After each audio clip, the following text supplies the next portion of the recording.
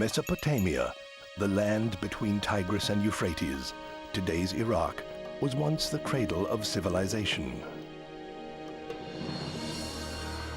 In the heart of this land rose a mighty city 2,500 years ago, Babylon. Its ruler made his metropolis a city of wonders of the world. His name, Nebuchadnezzar. The buildings which the king from the Euphrates had erected became myth. The huge Tower of Babel inflamed the imagination of posterity. Nothing remains but rubble, clay dust from which modern archaeologists glean knowledge of a bygone age. Modern technology helps to preserve the characters on thousands of cuneiform tablets. Buried Babylon returns to life, and with it, the memory of Nebuchadnezzar and the Babylonians' understanding of the stars. 100 years ago, the rediscovery of Nebuchadnezzar's world began in Lebanon.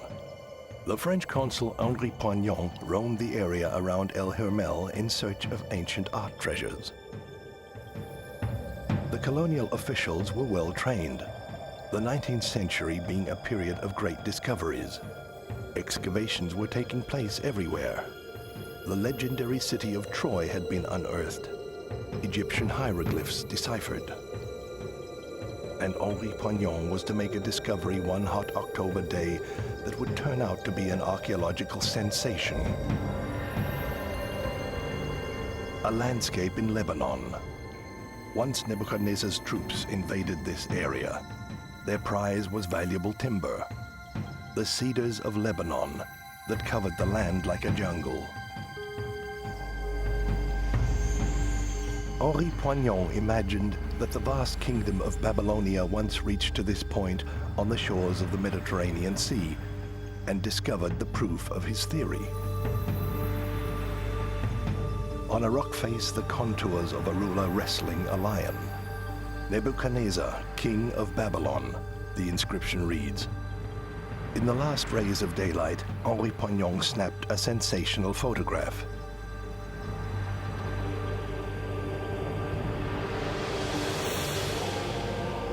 This is the only preserved image of Nebuchadnezzar.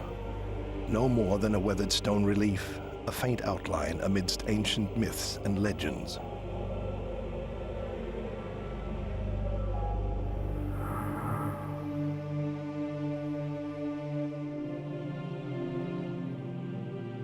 Nebuchadnezzar's kingdom, fertile Mesopotamia, was the gift of its two rivers, Tigris and Euphrates. As far back as 2,500 years before the time of Nebuchadnezzar, works of art reflect the high level of cultural achievement. They impart a curious image of the people and their times.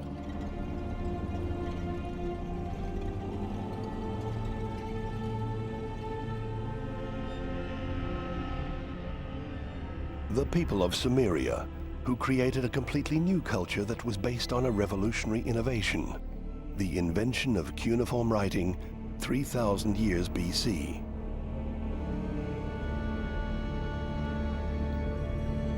The cultural surge that the invention of these characters brought about culminated in the reign of Nebuchadnezzar and the great Babylonian Empire.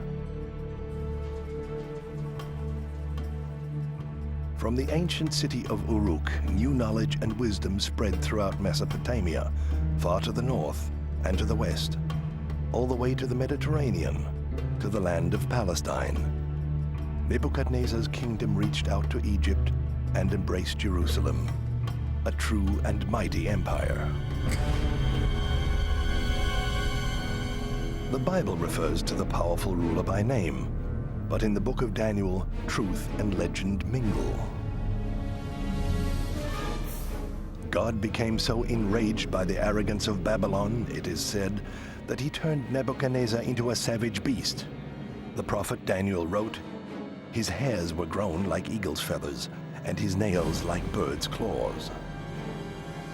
Biblical wrath vents itself in these words. anger in the Old Testament which emanates from a dramatic occurrence.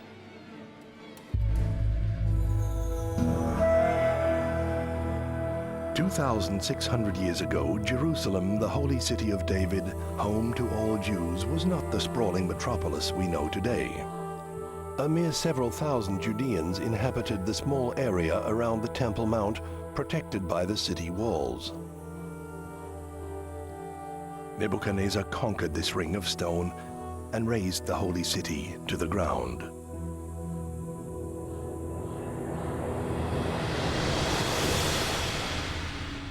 An old stone relief shows what took place at the time.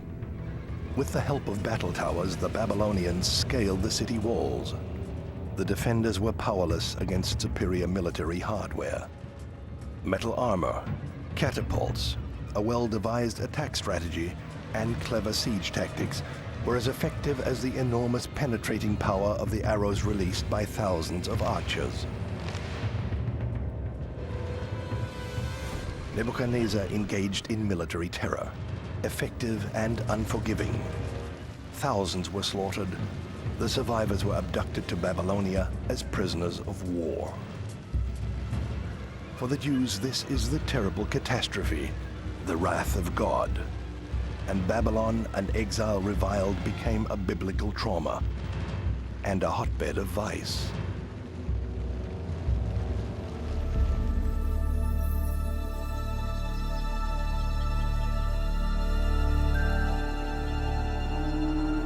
To this day, the remains of Babylon can be visited in Iraq. In the early years of the 20th century, what was discovered here of the former metropolis were only foundations and brick rubble.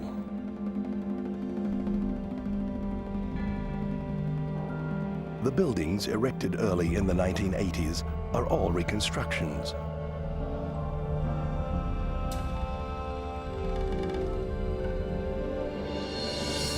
But they inspire the imagination and convey the splendor and scope of this antique city, a metropolis of myth and legend, and of superlatives.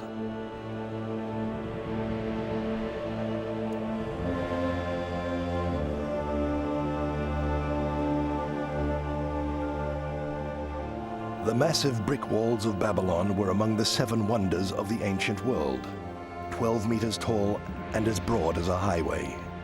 And yet another of the 7 wonders could be admired in Babylon.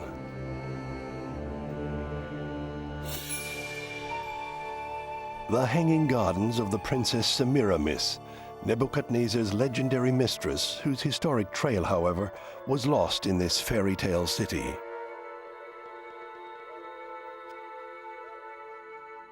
The true story of Babylon is concealed behind the tales of the Arabian Nights. Not even the Greek historian Herodotus, who traveled through Babylon just 100 years after Nebuchadnezzar's death, was able to distinguish between legend and truth.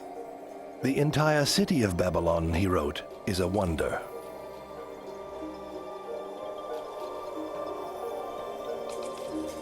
Herodotus described the legendary dimensions of the Tower of Babel, but could only speculate as to its use. As for the city itself, he described dimensions that sprang from his imagination. Roads 16 meters wide, walls 25 meters thick, and a circumference for the entire city of 96 kilometers. Here lies the reason why this metropolis on the Euphrates became the stuff of legend in antiquity. It was the German archaeologist Robert Koldewey who, early in the last century, began to seek the facts behind the legends.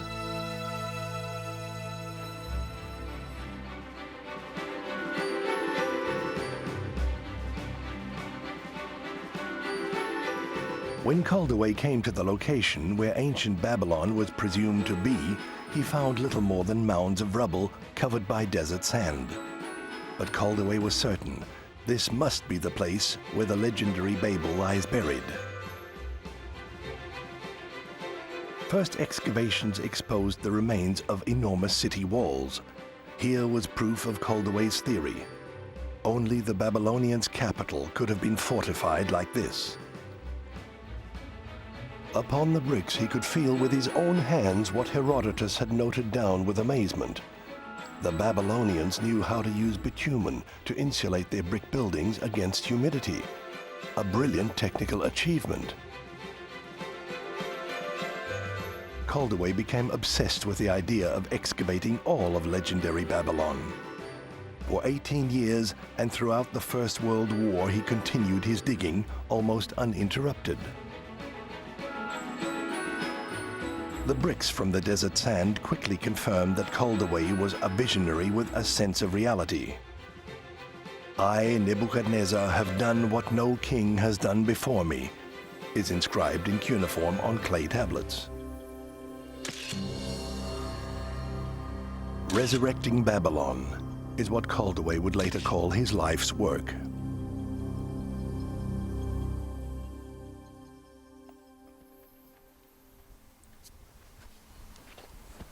To this day, Robert Koldewey's successors are equipped with spade and shovel.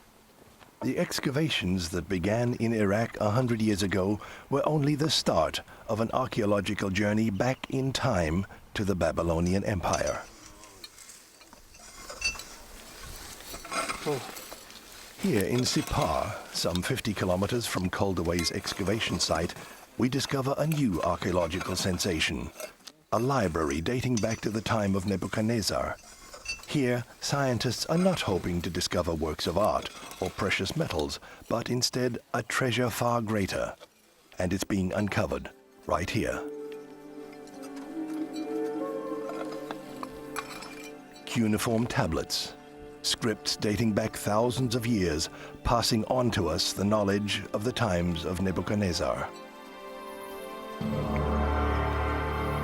Archaeologists have salvaged more than 300 tablets, valuable texts describing rituals and customs, myths and politics. The Library of Sippar, literally a treasure trove of knowledge. Knowledge that must first be deciphered. Translating the scripts is a race against time. Like here in the Museum of Baghdad, cuneiform experts like Professor Sommerfeld must act before these ancient texts disintegrate.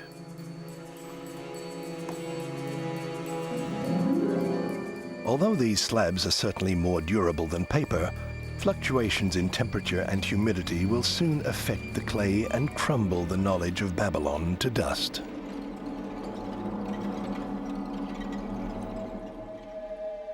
Knowledge that will yield a detailed image of life in the Babylonian Empire, and also tell of a terrifying event 2.5 millennia ago, an eclipse of the moon.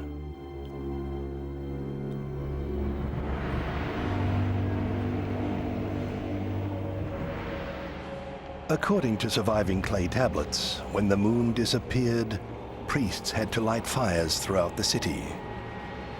People gathered in the streets and covered their faces with their garments. Prayers and chants filled the entire city.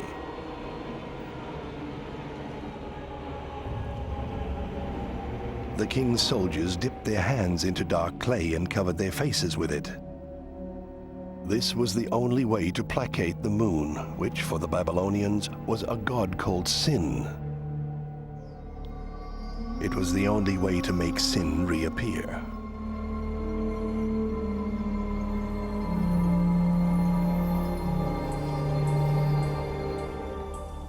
A simple desk in an Iraqi museum, but for the scientist, a place of adventure and discovery. Time-worn symbols in clay. These are the true treasure of archaeological research. They hand down Babylon's knowledge. The Sumerian, Babylonian and Assyrian people were passionate writers. They noted anything that was worth writing down, letters, documents of everyday life, but also all the knowledge of their time, literature, myths, astrology, everything we know we have learned from the clay slabs. Until now, we have found about 1 million here in the Middle East, and we estimate that in the soil of Iraq there could be a further 100 million. And of the scripts we have found so far, only a fraction, maybe 25%, have been deciphered. Millions of clay tablets, millions of texts. A stroke of good fortune for science. Small wonder scientists try to preserve Nebuchadnezzar's legacy with state-of-the-art high-tech methods.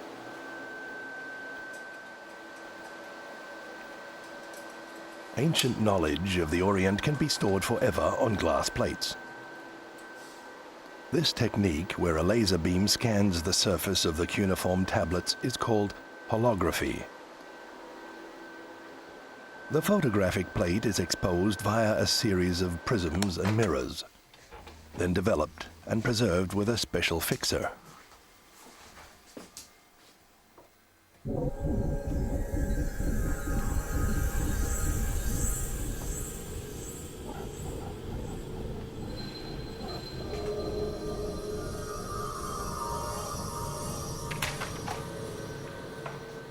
The amazing holographic technique was developed here at the Institute of Physics in Münster.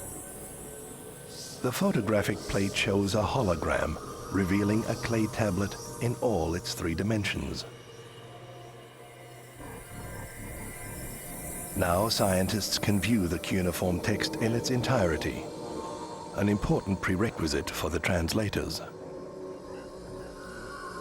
Holographic resolution is so high that individual cuneiform characters can be examined under the microscope without endangering the original.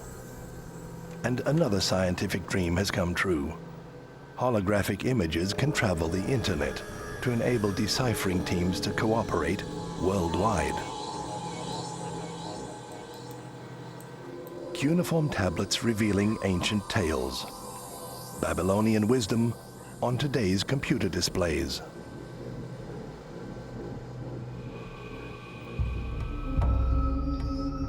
Like the age-old ritual sacrifice, showing just how much daily life in Babylon was permeated by religion.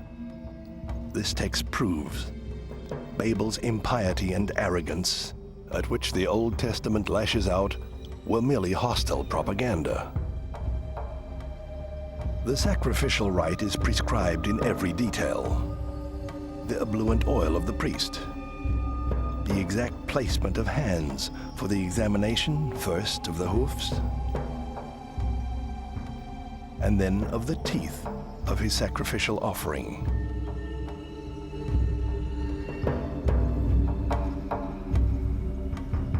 The high priest must put a necklace of red woolen yarn adorned with colorful stones around his neck at moonrise.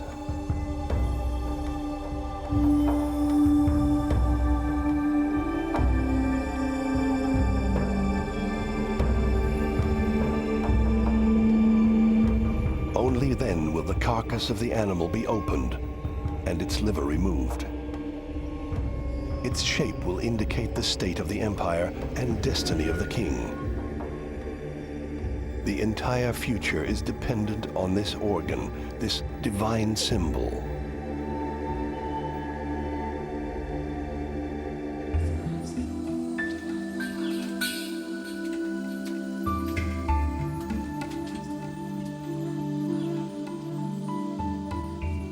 Martha Hausberger, a Munich physician and one of the few cuneiform specialists, documents the vast amount of knowledge the Babylonians drew from their religion.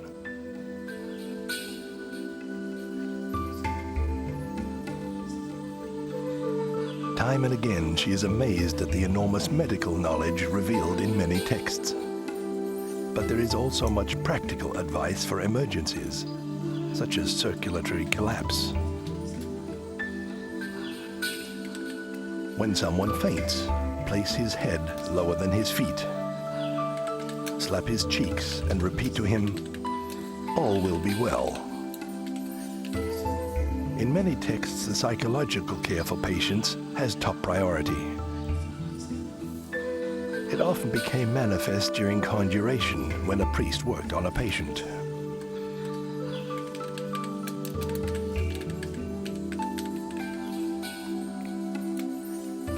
Babylonian doctors were able to call on expert medical know-how and effective natural remedies. For certain stomach complaints, herbal enema were recommended. Even the surgical incision of the abdomen is described in detail.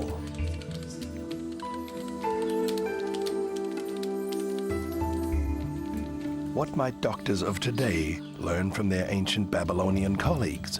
Also ich glaube, dass man damals halt I believe in those days people took better care of the sick, simply because there weren't the therapies that were needed.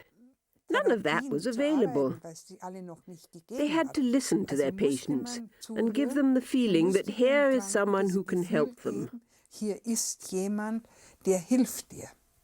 Und in dem Moment, wo ein Kranker das Gefühl And the hat, moment a mir wird patient feels he's being helped, all those physical activities that will heal the body are mobilized. mal eine Krankheit And I zum think Bessern these things lenken kann. tend to be Das sind, overlooked glaube ich, today. Sachen, die wir heute But they are übersehen, necessary, because the dass psyche es is auch involved in the notwendig process ist, as dass die well. Psyche mit eingebunden werden muss.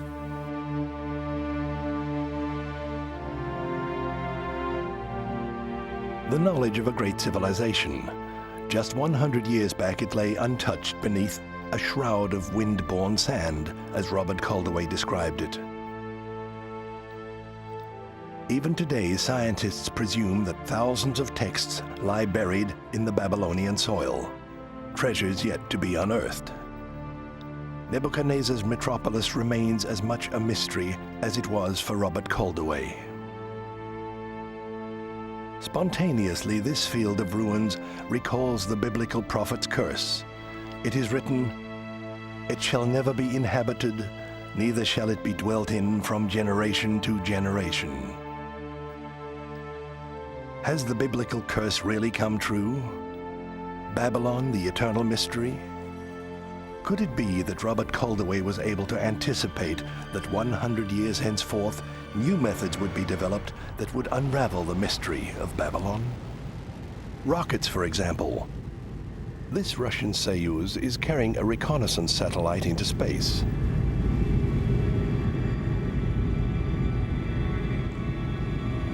During the Cold War, its purpose was to spy on hostile territory. Espionage photos from space.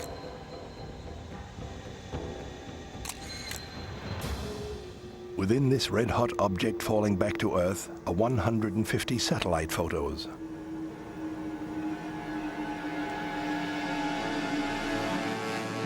Among them, one of the 32nd parallel and the 44th meridian, Iraqi territory.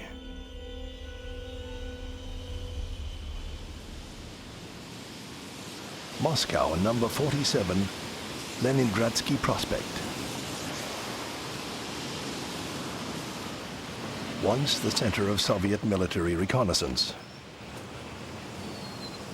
Today, everyone can hire this 007 technology.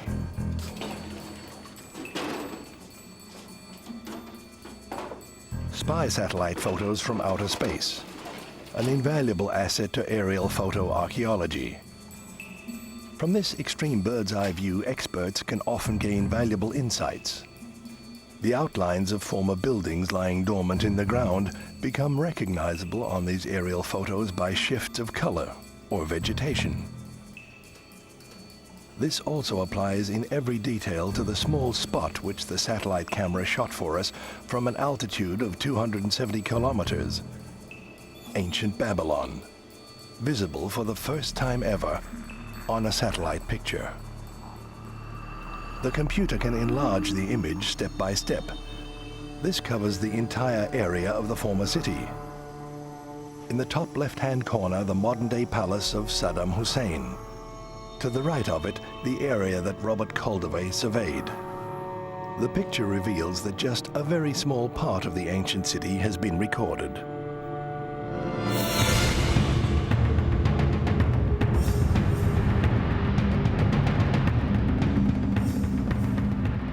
And yet, seen from ground level, an impressive reconstruction. Massive walls, wide city squares, and quiet alleyways convey an impression of what urban life was like in this metropolis.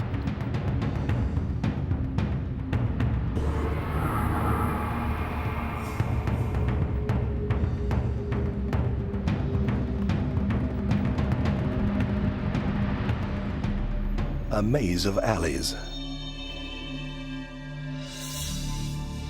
Dozens of wide squares, and yet merely a tiny part of former Babylon. In fact, Nebuchadnezzar's city covered the entire area seen in this aerial photograph, more than 60 times the size of today's reconstruction. Something else can be clearly discerned from this bird's-eye view, a building that was to become legendary, the fabled Tower of Babel, today little more than a shallow pond. From above, the picture indicates that the building was apparently designed as a square. It also proves that representations by medieval painters are pure fantasy. The Tower of Babel was not round, but a square-based, stepped pyramid, and probably around 100 meters in height. The mighty building that once stood here has fired the imagination of people down the ages. The Tower of Babel became, much more than the city itself, a symbol of the unbridled hubris and pride that comes before the fall.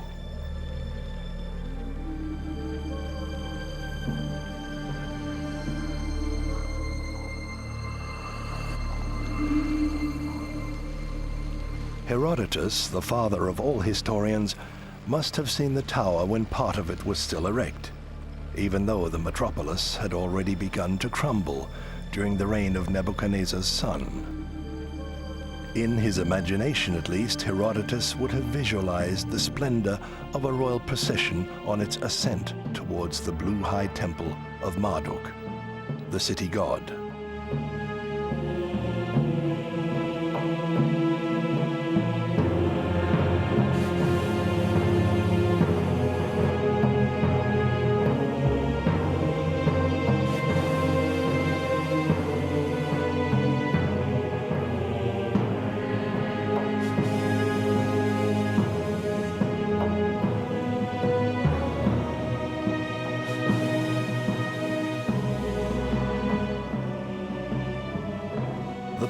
Up to Marduk, the city god, a pathway to heaven, the way to the stars. And on top, at the summit of the massive step temple where, according to Herodotus, lived Marduk. Upon a golden bedstead, Herodotus tells us, lay Marduk's bride, a Babylonian virgin, and from time to time the god himself would appear. Marduk, the divine ruler. Babylon's great god, a god who sees all and knows all.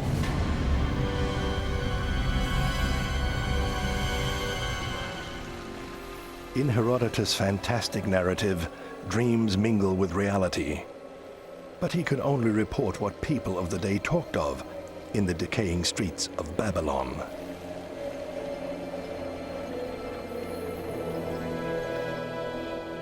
For us, in our day and age, nothing remains but brick rubble to lead us to discover the secrets of the ziggurats, the Babylonian temple pyramids. In Borsippa, within sight of Babylon, the mighty ruin of another tower reaches for the sky.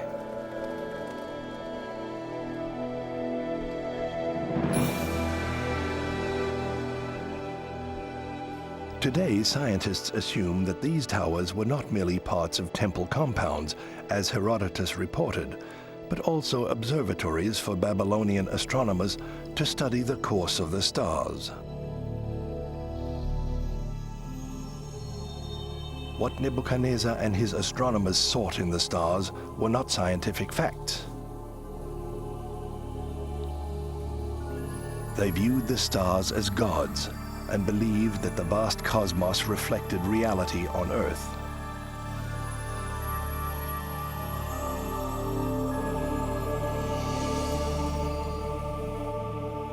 Observing the stars, the sun, the moon, and the 5 known planets was to preview the future of life on Earth.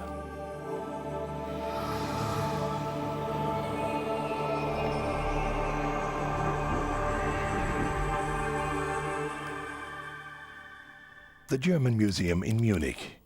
Here in the planetarium, we can get an impression of what the Babylonians knew of the stars.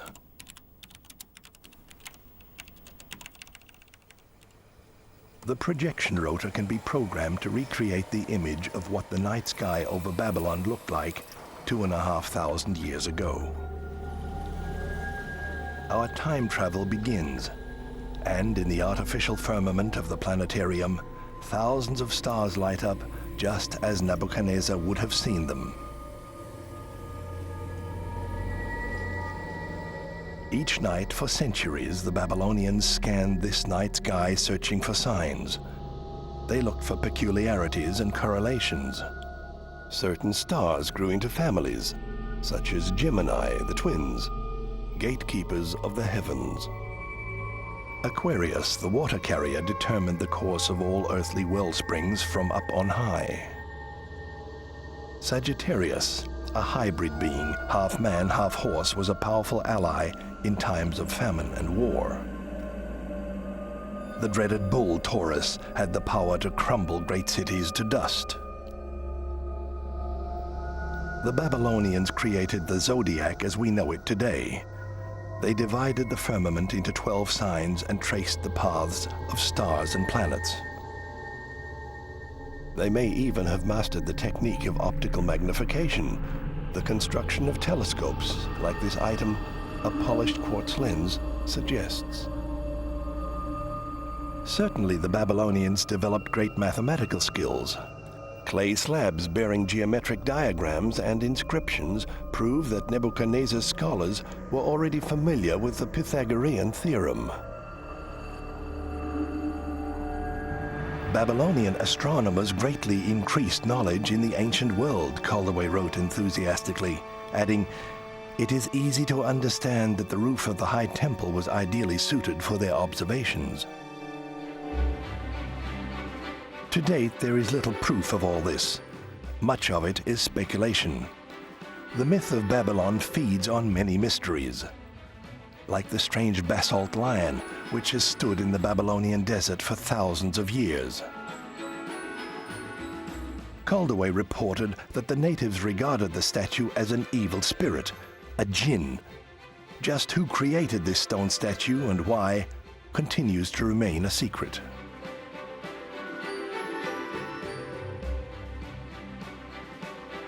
There is another famous and unparalleled building, the Blue Gate to the city, consecrated to the goddess Ishtar.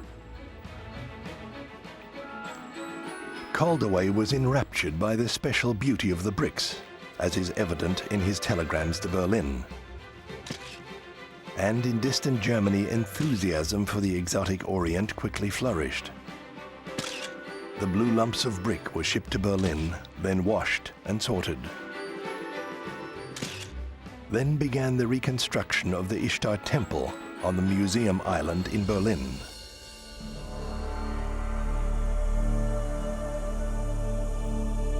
Babylon in Berlin. Nebuchadnezzar's huge city gate, after 2,500 years, it undertook a journey of 5,000 kilometers. And with it came the images of animals which became so typical of the special style of Babylonian art. Animals which the Babylonians worshipped as companions of their gods, and whose portraits on the walls of the processional way once guided every visitor to the city center. What an overwhelming impression the fresh blue of these bricks must have made on those who entered the city of wonders coming out of the desert heat.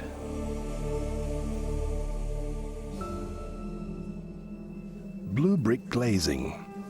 How was it possible to develop this extraordinary technique 2,500 years ago? Stefan Fitz, a chemist, has used spectral analysis to analyze brick rubble from Babylon and learned its secrets. Together with Andreas Fritsche, a ceramics expert, he's able to demonstrate the complex technical procedure. Of paramount importance is close adherence to the formula. The first step is to fuse potash with silicate sand to produce a sinter, the basic glazing material. Today this is done in a computer-controlled furnace. But how the Babylonians were able to maintain and control the required constant 950 degrees Celsius remains their secret. This is the sinter, a basic form of glass that must be ground to a fine powder.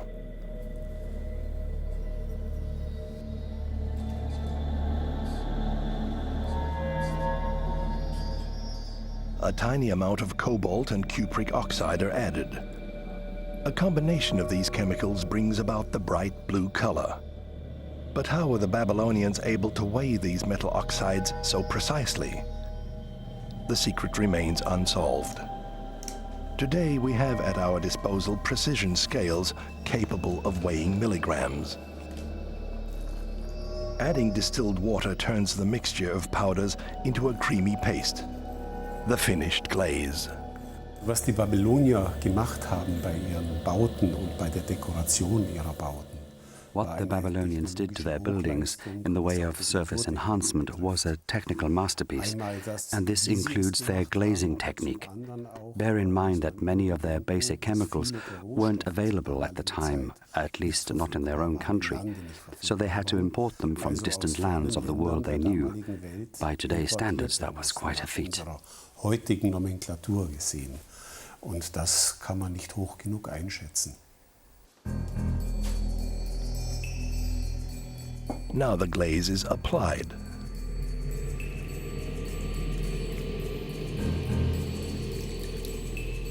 This is followed by another kiln firing process for a period of 12 hours at a constant temperature of more than 1,000 degrees Celsius. The Babylonians were masters at this glazing technique for their brick surfaces.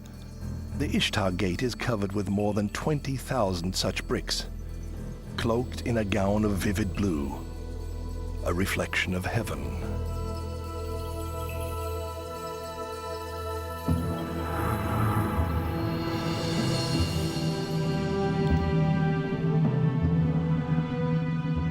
The road through the Ishtar Gate was the processional way, where the great New Year's festival was celebrated as inscribed in the bricks.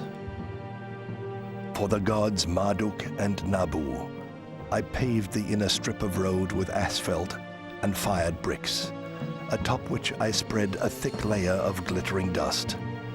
May the gods stroll happily upon these roads. This is what Nebuchadnezzar had branded into his bricks 1,000-fold.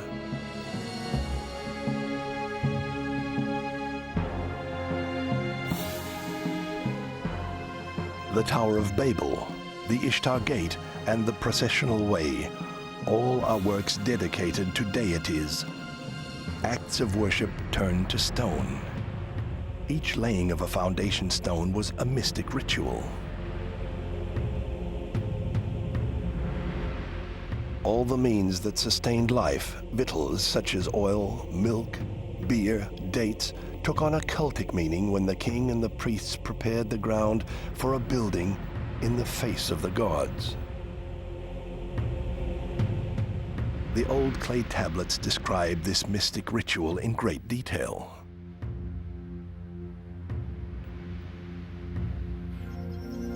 Cream, honey, and beer, generous gifts from the deities, were poured over the first foundation stone. Sun-baked clay statuettes, messengers of the gods, each holding a metal rod, the divine symbol of power, were placed upon this sacred base.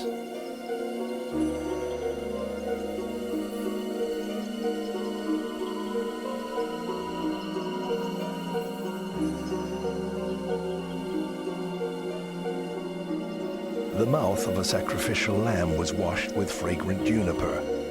May the deities accept this gift with benevolence. Clean white flour, sacred crop of the soil, is sprinkled over the messenger of the gods. Growth and prosperity are passed symbolically to the future building. Then the mystic figurines are buried in the ground, the same hallowed ground that will later support the new building.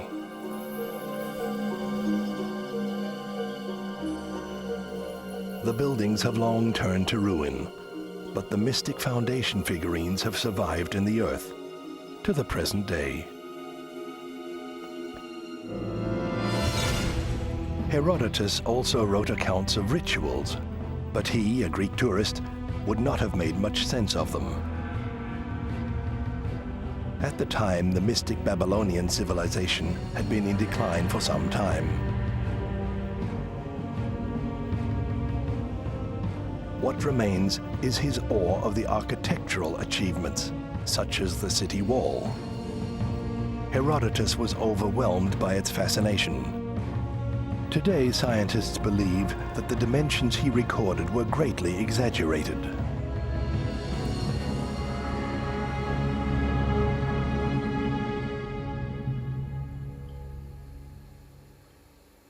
Today, archaeological research is going in new directions. Here, the seventh wonder of the world is being reconstructed, the Babylonian city wall in the scale of 1 to 100. Cutting lasers make it possible to cut out battlements 1,000-fold, and they also process the fine surface profile of the brick wall.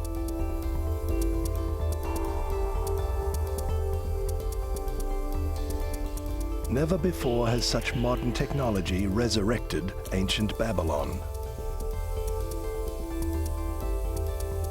The pioneering work of our experts and scientists is more than a frivolous pastime. This is experimental archaeology. In this model, the errors of Herodotus' measurements quickly become evident. Transferred to the computer model, the number of battlements does not correspond to the given length of a wall.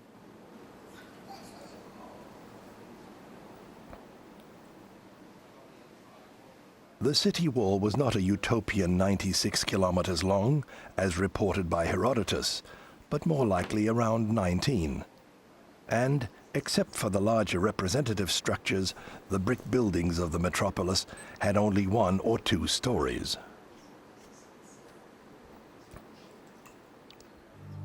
Our model experiment shows that according to the basic plan, streets ran through a sea of dwellings in perfectly straight lines, much like in the cities of modern America. A modern drawing board city with one important difference. Babylon was built as a vast fortress. A double wall 12 meters high shielded the city area completely. Professor Frommer and model maker Bernd Kammermeier are convinced this city was impregnable with the military technology of the day. The Babylonians were able to develop a great sense of security in their flat-topped houses.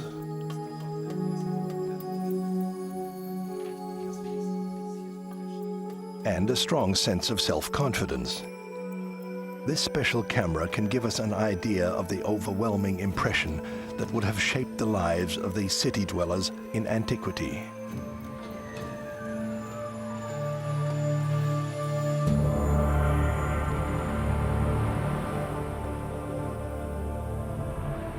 "2,500 years ago, nothing on earth compared with this image." Rome at the time was a clay hamlet. Constantinople didn't even exist. And another 2,000 years would pass before the first house was built on Manhattan. "I have done what no king has done before me," are Nebuchadnezzar's immortal words of glory. Herodotus visited a city already in decay, fascinated as he walked along the vast processional way. But how the people here lived, how they practiced their ceremonial rituals, all this remains the subject of speculation, even for Herodotus the historian. Man muss sich ein Fest so vorstellen, dass im Mittelpunkt die You can imagine such a festival with the impressive statues of the deities right at the center of attention, big, ceremoniously decorated and colorful. The king and the important priests all participated. There was song and fires burning everywhere. This sort of religion is still practiced in India today. Generally, we no longer have access to ancient Mid-Eastern religions. But if we want a sense of the atmosphere in which Babylonians celebrated their religious festivals, we can find many parallels in India, which might just open a little window onto what it would have been like. Sehr viele Parallelen, die uns zumindest einen atmosphärischen Zugang ermöglichen. It may have looked like this, the big processional way of Babylon on New Year's Day. The religious festival which the people of Puri in eastern India celebrate each year has many parallels to Nebuchadnezzar's big New Year's festival, an ancient religious tradition which may have traveled from Babylon to India, or vice versa. Nobody knows. The similarity with old cuneiform descriptions is striking, as during the Babylonian festival of the New Year, the archaic statues of the deities in ceremonial garb are taken from the temple in Puri and loaded onto the sacred float. The king of Puri, like a reincarnation of Nebuchadnezzar, makes a magnificent ceremonial entrance. The king must closely follow the mystic rules at this festival, divine rules. Just like Nebuchadnezzar, he too must ritually sweep the float. With this ritual, he lends his kingdom legitimacy and reinforces the bond between God, king, and the people.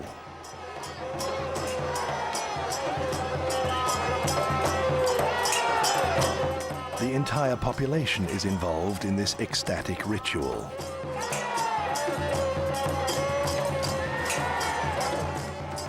Together they draw the sacred float through the town. Religion here is not abstract, but a physical experience. A combination of exertion, ecstasy, and jubilation.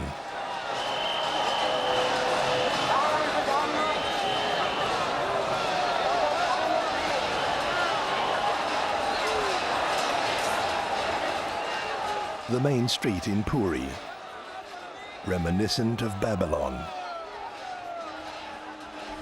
Reflection of a lost world, of which only a lifeless model remains for us today.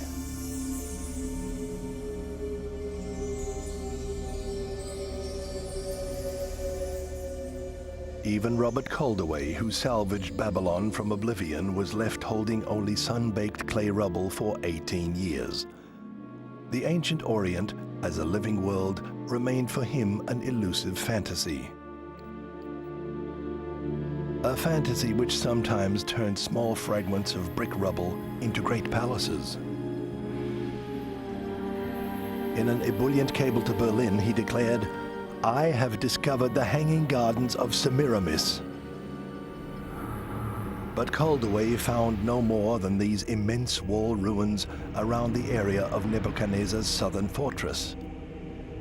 But in his enthusiasm, he assumed that these massive barrel vaultings must have supported an equally massive superstructure, possibly a hanging garden, as depicted on a 3,000-year-old Assyrian stone relief.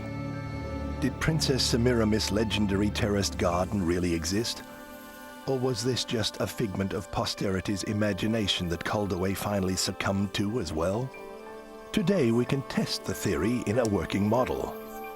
To their amazement, scientists have been able to reconstruct Semiramis' garden. Die perfekten Maßangaben und auch die durchdachte The precise measurement details and also the well-planned construction show that the building must have existed. We have the amazing foundation measurements, but it must have been an enormous architectural problem at the time to get all this leak-proof. And they tried everything, lead plates and asphalt coating and layers of clay and additional vaulting underneath. We really have no idea how leak-proof all this really was, but it was an immense effort, and it was never tried again. At the back, there was a water duct, possibly a screw conveyor, up to the top level.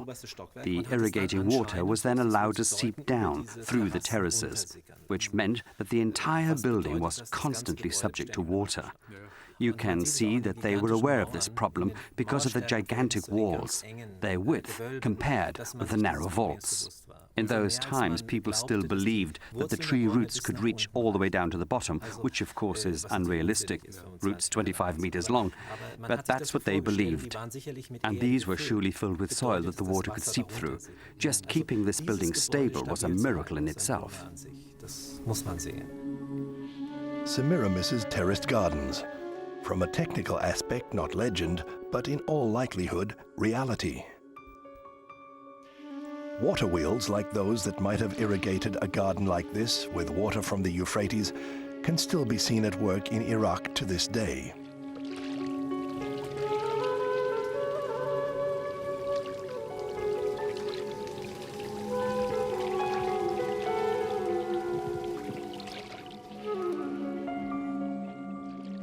A park such as this must have been a major attraction in a city like Babylon. A showpiece probably more fascinating in the quivering heat of the Orient than the tower 100 meters high.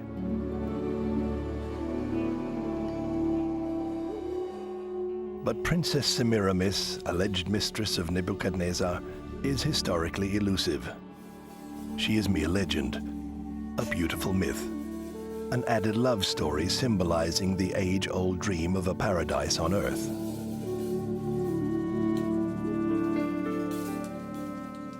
Princess Semiramis and her hanging gardens, together they constitute a romantic symbol for this marvelous metropolis of the ancient Orient. For the age-old dream of Babylon, the great city, gateway to the gods. A dream that was followed by a rude awakening. Perhaps the city's real tragedy was that its mighty walls were never put to the test of an enemy. The collapse of power came from within. Nebuchadnezzar's successor, Nabonidus, was banished by his own priesthood. Suddenly, Babylon became no more than a footnote of history, ongoing history that was being made elsewhere. In the end, the Bible, with its terrible prophecy, was right. The cities be wasted without inhabitant, and the houses without man, and the land be utterly desolate.